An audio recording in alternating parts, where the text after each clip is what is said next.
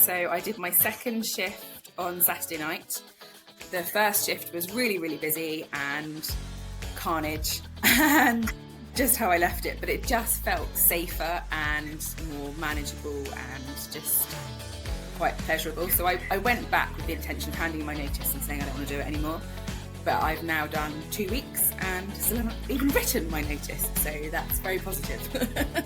Wow. Now that's a massive turnaround from when we first spoke, right? Yes. Yeah, huge. Huge. Until probably middle of December, I was never going to go back. And then, something changed. And I think I just accepted that I might not go back. And then, but I wanted to prove to myself that I didn't want to go back. I didn't want to just leave it as ending in that way. And so it's the right thing to go back because here we are, still doing it. I am super excited to welcome Katie here today. And Katie, look, we've been working together for a while now, and I'm just curious, when we spoke, you were looking at lots of big life changes, and we had a conversation about, potential opportunities for you going forward in the future. But I'm just curious, could you share a little bit about your background and what first sparked your interest in maybe training to provide others with menopause support? Absolutely. Thank you for having me, Lauren. I am a midwife by trade. I have been for nearly 6 years. And in the summer of 24, I had a bit of a breakdown. The stresses and all that comes with being a midwife on labour ward got a bit too much to handle. It took me completely by surprise. I had no idea that I was in a burnout, PTSD type situation. And I got the shock of my life when I realised that, I was at work and I couldn't do my job anymore. I couldn't function. All I could do was cry. I wasn't able to look after the women I was looking after. And it just, I went off sick. And then had a bit of a, what am I going to do now? Midwifery is what I am. It's who I'm going to be forever. And now I can't do it. So I had supported one of my best friends through her menopausal journey when she really struggled. And I kind of still got the same hit that I got from labour ward. I was really proud and pleased that I could see a change in her and just supporting her in a way that I could with the same way as I did labour ward. And I thought, maybe menopause is a way that I can still use my skills and help vulnerable people. Yeah. So I spoke to lots of different courses, did some research and decided on Lauren.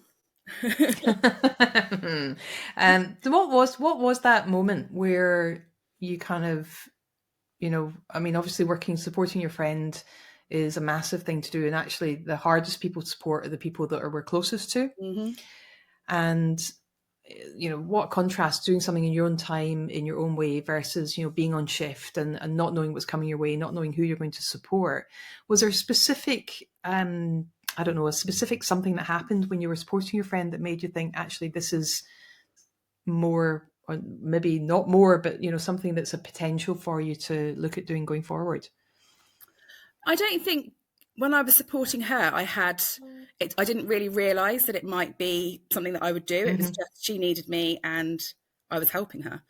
It was only when I went off that I kind of put all the pieces together and thought, actually, this is a way that I can still help people. I can, at the moment, I only work nights, which is, a challenge on my own perimenopausal journey and, family life and all that sort of stuff. So it just opened my eyes. And actually now I see the breakdown, whatever, that's kind of what I'm calling it, as a positive. And it's made me open my eyes and broaden my horizons and just look at the world as a slightly bigger place that I can help more people. It's interesting. This morning I was speaking to a nurse over in Belfast actually, and she was saying, how can a nurse use menopause coaching in their day job? And she actually works in a GP surgery part of the time at the moment, so she's kind of on ward in a GP surgery, so she's seeing lots of different things going on with lots of different people. But do you think coaching, I digress slightly from the actual menopause coaching program or menopause even, but do you think coaching is a useful skill for people who are working in the nursing space? Absolutely. I think we do it without even realizing that we're doing it as well a lot of the time. That's what I've come to realize. I was quite intimidated by coaching and what that would entail, but I do quite a lot of it without even realizing that I'm doing it to the women that I'm looking after, to the families, to my colleagues. to my family. It's kind of a bit of everybody. So yeah, it's definitely relevant to everybody. Yeah, I mean, it's a really innate skill, isn't it, for people that are working in an empathic or caring profession. I think it's something, if you don't have that naturally, then it can be quite, it would be quite challenging to do your day job. Yeah. So when you said you were looking at different programs and different ways of training to become a menopause coach, what was it about the Women of a Certain Stage program that thought that felt like a good fit for you? I think there was one sentence that you said, and it was something like, I'm always learning. I've been doing this 10 years. I'm still learning. And I thought that's exactly the mentality of midwives and, sort of the medical profession, which is who I am, Yeah. probably first and foremost. And yeah, that kind of constant learning is really important to me. And it's kick-started something at me, because I've got about 4 courses on the go now. So. It's tough, isn't it? It's kind of Yeah, like there's always more to do. There's yeah, always something else to learn. yeah, I know. Yeah, I started training. I think just before we started working together, I started training as a yoga teacher. yeah, And I'm now on my third yoga course. And I'm like, it's just constantly looking for that best way to learn and get deeper into the philosophy, more into the understanding and application of how I can use that to support my students and my grads as well. One of the things I'm always curious about, because it helps me understand more about how I can improve the program going forward. But was there a fear or any hesitation before starting the program, and how did that evolve or change, if there was one, after you enrolled? I don't know if there was a fear necessarily. I think I was fairly consumed with my work feelings at the time. Um, I was really chomping at the bit to get started once I'd committed. Mm-hmm.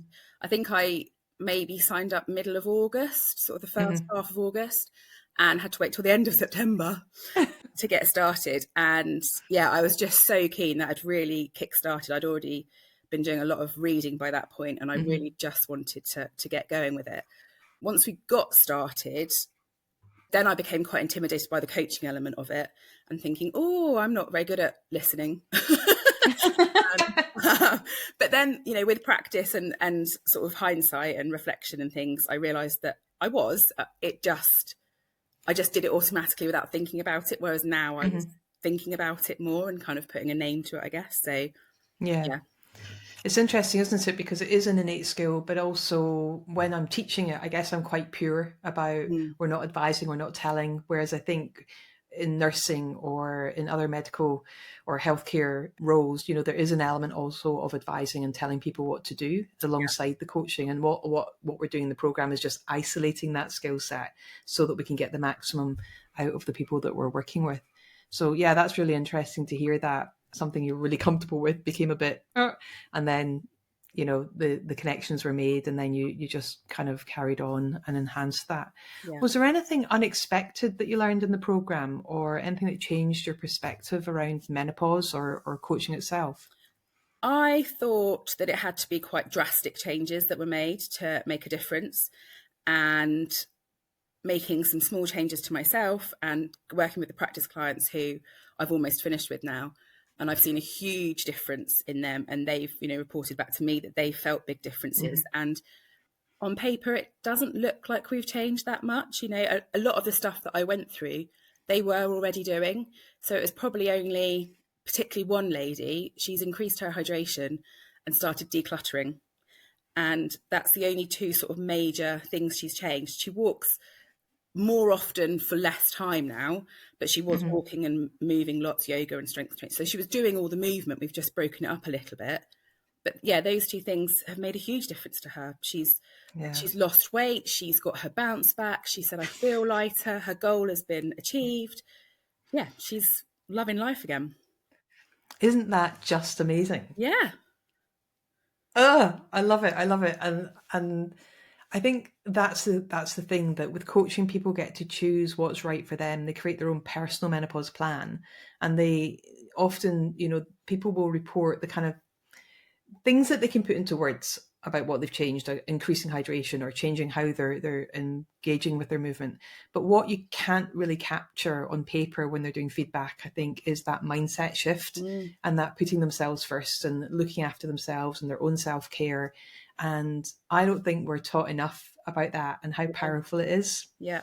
And that was her thing. Every sort of question I'd say to her, so what's holding you back from doing that? Me.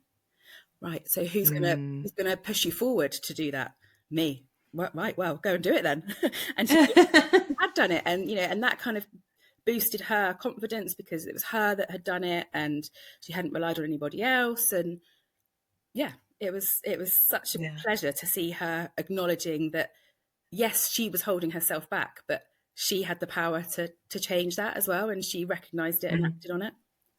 Yeah.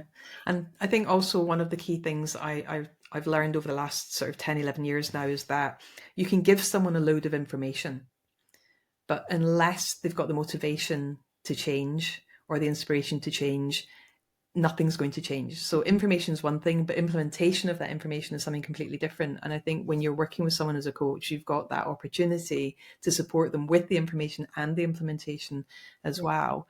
So, one of the other things that people have often talked about is and you've alluded to it yourself, you've gone through the menopause plan as well as part of the training. You're taking people through that training so that you become familiar with the program. And I'm curious, what changes do you think have been most impactful for yourself as a result of going through that program? I think probably the same for me as my client is realizing that it's me, and I can blame life outside of me as much as I want to, but it's about priorities. And if I'm not going to prioritize me, then no one else is going to. So yeah, it's just accountability, respect for myself, I guess. Mm. Yeah, and just being responsible for my own happiness, which will then subsequently, hopefully, Mm-hmm. reap rewards for the rest of the family. Yeah, amazing. Those knock-on impacts are Mm, incredible, really. yeah. So when we first spoke, you were, having challenges with being at work and thinking about even going back to work potentially in the future. And now you're back at work. Yes. So tell me a little bit more about that. Tell me a little bit more about what it feels like to go back to be, I don't know, what does that mean for you right now? It's very daunting still. I still get the dread driving in. I've only been in twice, going back in again on Wednesday, but I love it. I just am back in my happy place, which I haven't had at work for, in hindsight, quite a long time. Mm-hmm. And it's also given me a bit of a confidence boost. I was in my head, I wanted to go back and say, I'm a first year student, teach me everything again, remind me, I can't remember anything. And sadly, it was too busy to have that opportunity to be treated like a student. I had to Mm-hmm. jump straight back in. But I knew it all, and I was capable and competent and confident. And that was a real ego boost, for, for want of a better word. Mm-hmm. It was brilliant to have, almost 6 months off and still know that I was being helpful. And Mm-hmm. yeah, it was lovely to be back. Yeah, yeah. I mean, I likewise, I had 5.5 months off before, I did leave. So, you managed to turn the corner. I didn't. I just pulled the plug and left. So I think that having that time out is so precious because it does give you the headspace to be able to figure out, how did I get to this place? Mm, What caused this? What was the root cause? And taking that responsibility is something that I don't think we choose not to take responsibility. I think it's just that we become so busy mm. looking after everybody else, looking after the day job, looking after the family, doing the other caring responsibilities, constantly on the go, that we don't actually see it creeping up on us. Absolutely. The irony is, I was more worried about my husband having burnout than I thought I had, I understood it and I was aware of it, and I did my exercise and I had my protected time and I had a good work life balance. And I think that's probably why it was so difficult to acknowledge and, accept that it had happened to me, because I thought I'd put in preventative measures to stop it from happening, but I didn't. so, so that was, Likewise. yeah. It's interesting, isn't it? I was overtraining. I didn't have enough nutrients in my diet, although on Yeah. paper my diet looked amazing. I definitely wasn't getting any sleep. I mean, that was probably my nemesis during menopause, was just Mm, not getting enough hours sleep. So I can't even imagine what it must have been like to work with me back then. yeah. Probably a bit scary, but probably better off Have not you going asked there. anyone what you were like to work with then? Yes, and my team all said I was amazing. I was incredibly caring, that I doubled down on looking after and protecting everyone in my team. anyone outside of my team had a slightly different viewpoint. So I became a bit of a mother hen, Okay. which is really interesting. Like, if anybody did anything that would potentially upset or throw any of my team members off track, I would be on them 100 miles an hour. And yet, for my team and at home, I was, completely nurturing, caring, looking after them. It's almost like, I don't want to use any medical terminology, but it was almost like there were two versions of me. There was a version that was like this is my protective area where I'm just completely going to make sure nobody does any harm to any of these people in any way, shape, or form. And everyone else, unless they were treating my people well, they were, I was on a warpath with them. And it wasn't deliberate. Like, I've never ever really been like that in any way, shape, or form. It's weird. No one's asked me that question before, but yeah, I think that there was definitely that two sides, because I was fine at home. Yeah. I was pretty chill at home. It was only at work that I found it particularly hard. And that was what I, really dug into when I started thinking about, well, what is it about cortisol, adrenaline, epinephrine? What is it about, then I started learning more about oxytocin, serotonin, and learning more about how, different things are suppressed, different things are elevated as we're going through menopause, and learning about the impacts of the hormonal changes started to make a lot of sense for me by your work environment affects your menopause experience affects your work environment. So it can become, a nightmare roller coaster, or if you notice it, know about it, and are educated on it, you can stop all of that from actually happening. Yeah. And I had definitely no understanding of what, menopause was, certainly not 37, 38, 39. So yeah, good question. Definitely something to reflect on. So just looping back round to the program, you worked with a number of other experts and students in the program. And how did you find that? How did you find it, learning from other people, or, being with people from different nationalities, different backgrounds? How did you feel that fed into the program overall? I think it's brilliant. I love the fact that it's such a variety of geographical areas. I find that really interesting. And hearing, people say, "Oh, we're doing this really well," but I've never heard of that side of it. And just countries' priorities as well as sort of personal priorities. Mm-hmm. The expert speakers, especially the medical ones, have been absolutely fantastic and really relatable. And really enjoyed listening to them. So that's been a real plus for me. It's great. We do breakout sessions, which are really good. Some of us are better at doing what we're meant to be doing than others. Chatting a bit too much and just talking to each other and learning from each other, which has also got value. So it's trying to get that sort of balance of doing what we're meant to do, as well as learning what everyone else is up to, Yeah. why they're here and stuff. But yeah, it's a real good cultural mix of people. Mm-hmm. Really interesting. Yeah. It's funny because like there's 7 weeks out of the 18 weeks where I'm like, please do the exercise in the breakouts. Do you remember, like during the menopause plan, I'm like, Yeah. I know it's really tempting to just chat and hear how people are getting on and share stories, but for these 7 weeks, please go and practice your skills, practice the scripts, because it's so important for the overall integrity of, your confidence and competence in delivering that for other people going forward. But I guess, the reality is that I'm taking you through it, so you're hearing it. You're taking two people through it, so you're delivering it. So either which way, in the nicest possible way, you're going to get there with it anyway, right? Yeah, absolutely. And it really is invaluable doing those coaching sessions and practicing on each other. But yeah, you do have to be reminded of that sometimes. It's very easy to get distracted. Yeah, I drop into the breakouts every now and then just to hear how people are getting on. And sometimes you can tell by the sudden silence when I appear in the room. It's kind of like, what were we meant to be doing? And it's like, I can remind you. Yeah, I think because of that, what we're going to be looking to do is 9 months of the year for everyone, whether they're a current student or a grad. 9 months of the year, I'm going to do like an 1.5-hour session once a month, not August and July and not December probably, but I think what we're going to add in is an hour and a half once a month where people can just come and chat and catch up with each other. And I think that keeps the continuity alive and lets people meet people from other cohorts as well. So hopefully we'll be adding that soon. Nice. Adding that soon. So how do you think you're going to use this going forward? What are your own plans? I wish I knew the answer to that question.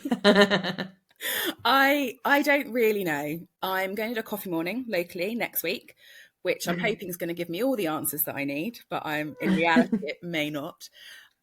I'm really quite passionate currently about raising awareness and education. And I don't know the best way forward with that. I think I almost need, especially from in my local area, people that I've spoken to, there is a real lack of awareness of what perimenopause is, what the symptoms are, what the management can be. And I don't know how, because at the moment they don't think that they need support because they haven't got any problems, or it's not going to affect them, or whatever the reason is, they don't need somebody like me. So I need to kind of say, well, those plans that we made and you forgot about, or the reason you stopped doing sport because your pelvic floor isn't good enough anymore, or and kind of maybe just sort of make people a little bit more aware that it's not just deterioration with age, or because you've had children, or whatever the reason is, whatever the symptom is. There's really simple things that we can do to change that. So that's why I'm doing some coffee mornings, to try and I want to empower people and make them want to embrace this next phase, rather than think, oh, well, perimenopause is coming and I might as well go on the shelf and that's it for the end of time. Because it's a long time post-menopause that we have got life to live and, things to give to people. So I really want to shift the mentality. How I'm going to do that is up for the debate, and I'm open to suggestions. Amazing. And for anyone listening, at the time of us recording this, you've still got to complete the final sessions of the program. So this is something we cover in that as well. So it's not unusual at this point to, and let's face it, from when we first spoke, you're off work.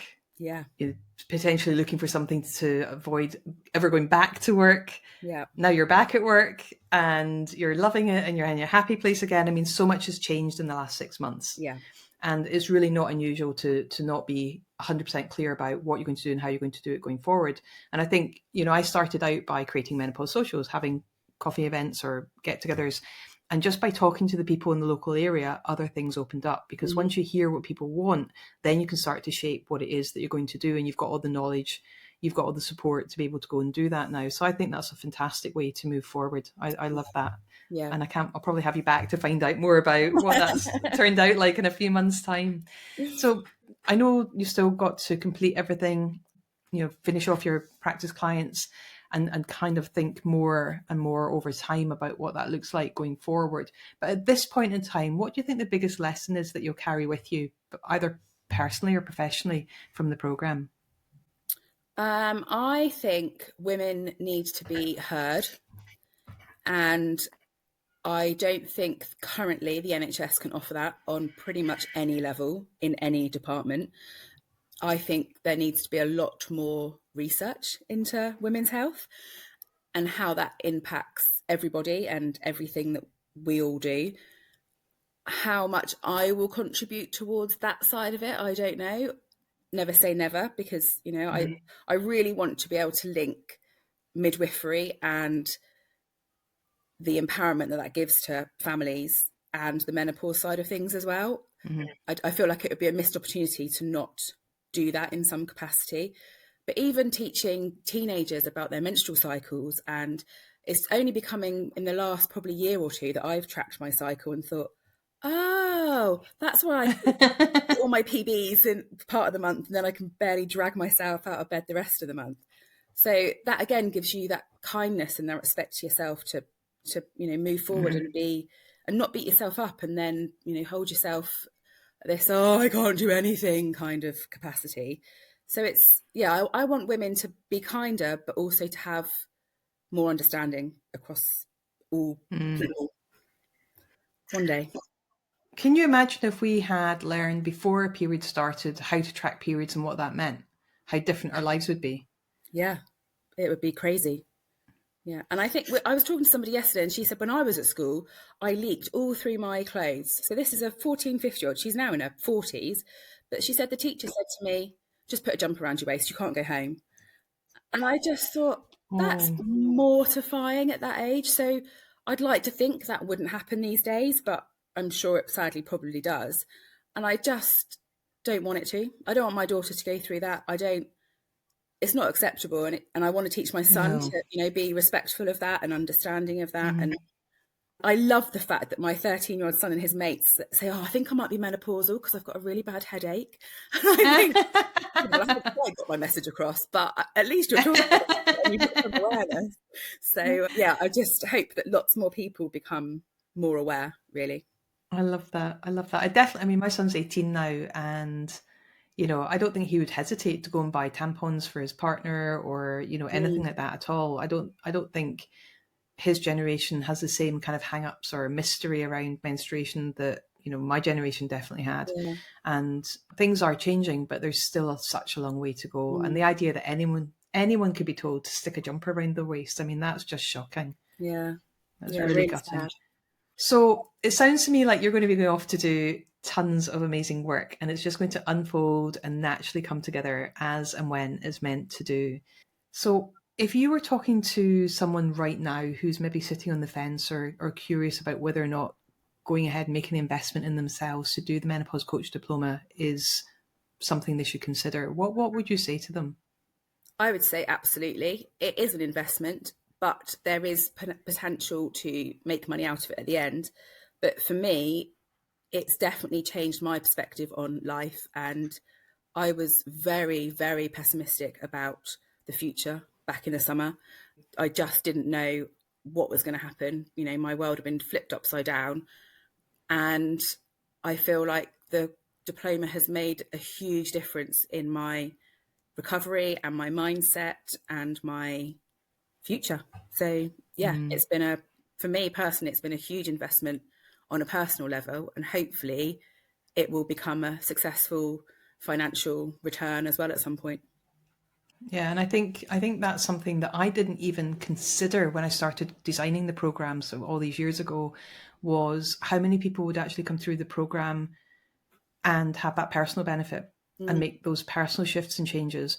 And when I realized that, that's when I made sure that everyone went through the menopause plan, whether they were menopausal or not, on the program. So we've had men go through it, we've had people who are not yet in menopause, we've had postmenopausal people go through it. And I think at its core, it is a really good health coaching program. yeah.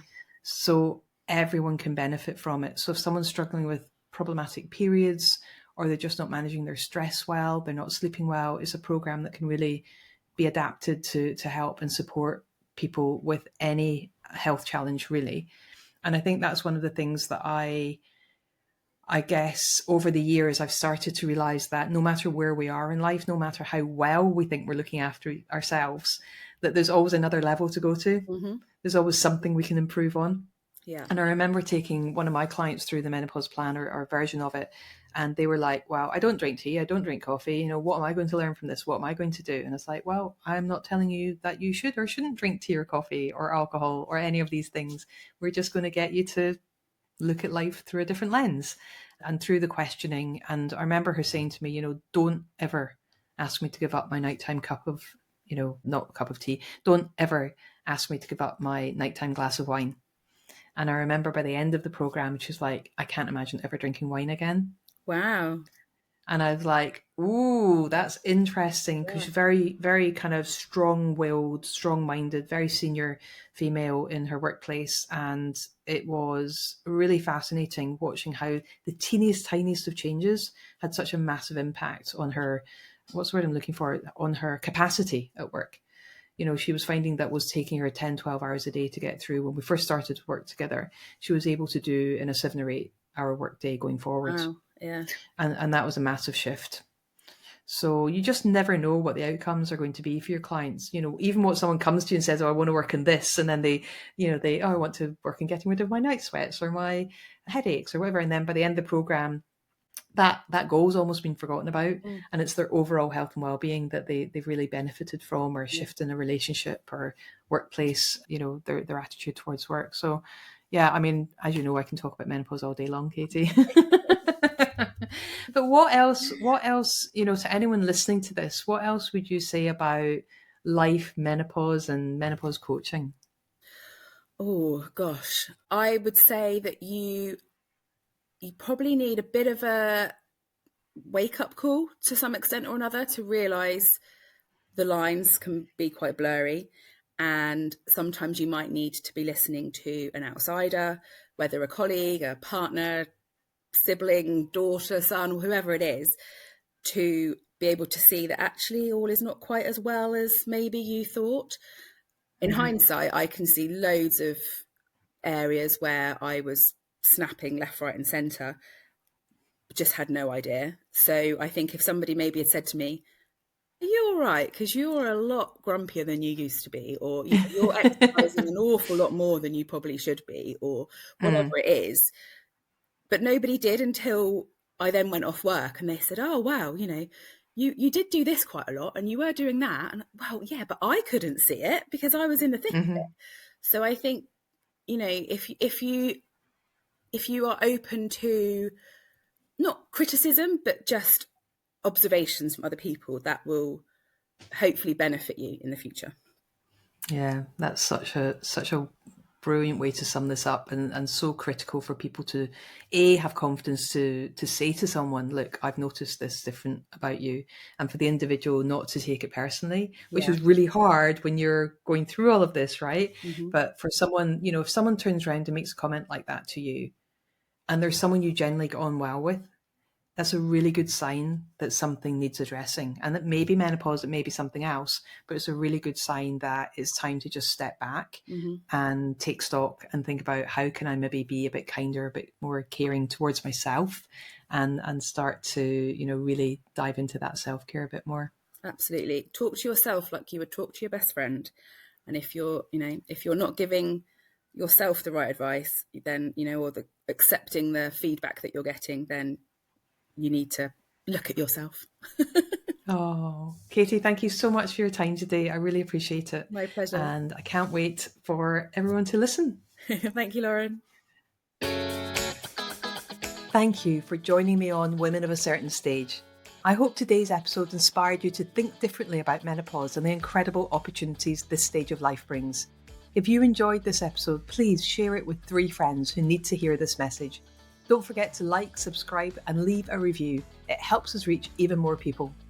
You can connect with me on LinkedIn at Lauren Chiren, or visit our website at womenofacertainstage.com to learn more about menopause coaching, inspiring events, and corporate training. Until next time, let's continue making a difference, one conversation at a time.